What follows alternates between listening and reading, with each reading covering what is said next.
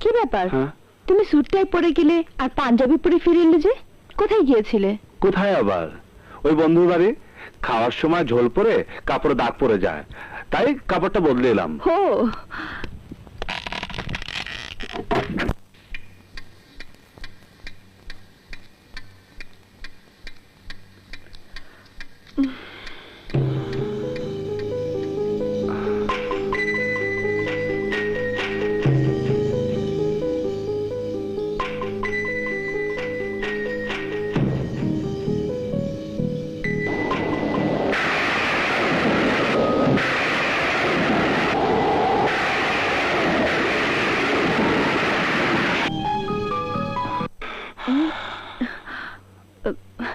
কি হয়েছে?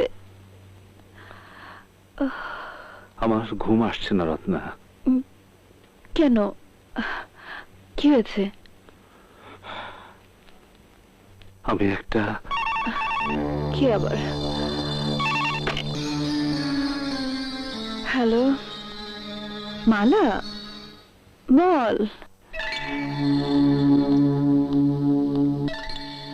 কি, তোর স্বামী আরেকটা বউ নিয়ে বাড়িতে এসেছে? ঝাঁটা মেরে তারা, ঝাঁটা মেরে তারা, নইলে নিজে ঘর ছেড়ে চলে যা। এত বড় সাহস, এক বউ থাকতে আর এক বউ নিয়ে বাড়িতে ঢুকেছে। শোন শোন মালা, আমি তোকে স্পষ্ট বলে দিচ্ছি, একদম এলাও করবি না। ও মাই গড, কি হয়েছে? ওই যে তোমাকে বলেছিলাম না, আমার বান্ধবী মালা, যার স্বামী খুব অত্যাচার করে, আজ আবার সেই লম্পট স্বামী আরেকটা মেয়েকে বিয়ে করে ঘরে এনে তুলেছে। আমি হলে তো স্বামীকে করে ফেলতাম।